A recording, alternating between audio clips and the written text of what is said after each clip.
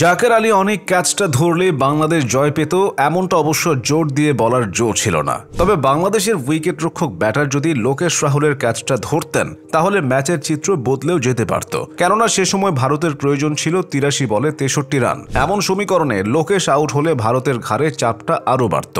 কারণ জাকেরের ক্যাচ মিসের আগে দ্রুত ৩ উইকেট নিয়ে ভারতকে চাপে ফেলে বাংলাদেশ। তাতে বোলিংয়ে নেতৃত্ব দেন leg spinner Rishad Hossain. Catch miss করার শাস্তি যা হয় ম্যাচ শেষেও তাই হয়েছে। ভারতের কাছে ৬ উইকেটে হেরে চ্যাম্পিয়ন্স ট্রফির অভিযান শুরু করেছে বাংলাদেশ।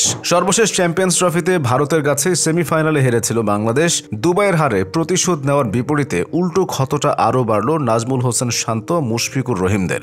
বাংলাদেশের ক্ষত দগদগে করতে ভারতের ব্যাটিং অর্ডারে নেতৃত্ব দিয়েছেন সেঞ্চুরিয়ান শুভমান গিল। বাংলাদেশের দেওয়া ২২৯ রানের লক্ষ্যটা বড় না হলেও মাঝে একটা সময় ম্যাচের নিয়ন্ত্রণ নেওয়ার চেষ্টা করেছিল বাংলাদেশ। ভারতের ২ ব্যাটিং কিংবদন্তি রোহিত শর্মা, বিরাট কোহলিদের সঙ্গে আরও ২ তারকা ব্যাটারকে আউট করেছিল বাংলাদেশ। তখন ভারতের দলীয় স্কোর ছিল ৪ উইকেটে ১৪৪ রান। কিন্তু ওপেনিংয়ে নেমে এক প্রান্ত আগলে ধরে রেখে বাংলাদেশের গলার কাটা হয়ে থাকেন গিল। আউট তো হননি, উল্টো ৩ অঙ্কের ঘর স্পর্শ করে বাংলাদেশকে বিদ্ধ করে জয় নিয়ে মাঠ ছেড়েছেন তিনি। সর্বশেষ ৪ ওয়ানডেতে ৫০ ইনিংস খেললেন গিল, যার মধ্যে টানা দ্বিতীয় সেঞ্চুরি পেয়েছেন তিনি।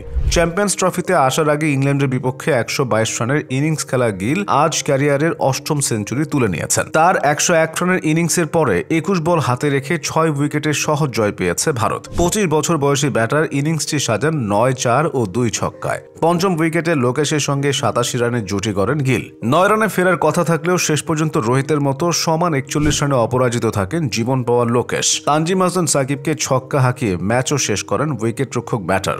বাংলাদেশের হয়ে সর্বোচ্চ ২ উইকেট নিয়েছেন লেগ স্পিনার রিশাদ। এতে গিলের সেঞ্চুরিতে ম্লান হয়ে যায় তাওহিদ হৃদয়ের সেঞ্চুরি। ক্যারিয়ারের প্রথম সেঞ্চুরি করলেও জয় নিয়ে মাঠ ছাড়তে পারেননি হৃদয়। তার সেঞ্চুরি ও জাকেরের ৫০তে ধ্বংসস্তূপে পরিণত হওয়া বাংলাদেশ ২২৮ রানের সংগ্রহ পেয়েছিল।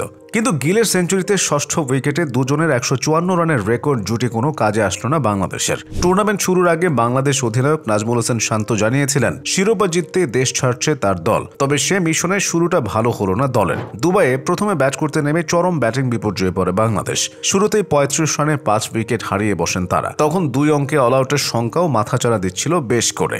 তবে এরপর তাওহিদ হৃদয় ও জাকের আলীর ব্যাটে কিছুটা ঘুরে দাঁড়ায় দল। ষষ্ঠ উইকেটে তারা যোগ করেন ১৫৪ রান, যা চ্যাম্পিয়ন্স ট্রফির ইতিহাসে ষষ্ঠ উইকেটের সর্বোচ্চ পার্টনারশিপ। বাংলাদেশের ইতিহাসেরও সর্বোচ্চ ষষ্ঠ উইকেট জুটি এটা। তবে এই ২ ব্যাটার ছাড়া কেউই দলকে ভরসা দিতে পারেননি। ৪৯.৪ ওভারে ২২৮ রানে গুটিয়ে যায় বাংলাদেশের ইনিংসটি। বাংলাদেশের বোলারদের মধ্যে সবচেয়ে সফল ছিলেন রিশাদ হোসেন, যিনি বিরাট কোহলি ও অক্ষর প্যাটেলকে ফিরিয়ে মুস্তাফিজুর রহমানও গুরুত্বপূর্ণ উইকেট নিয়েছেন। তবে ভারতের ব্যাটিং লাইন আপের সামনে তা যথেষ্ট ছিল না।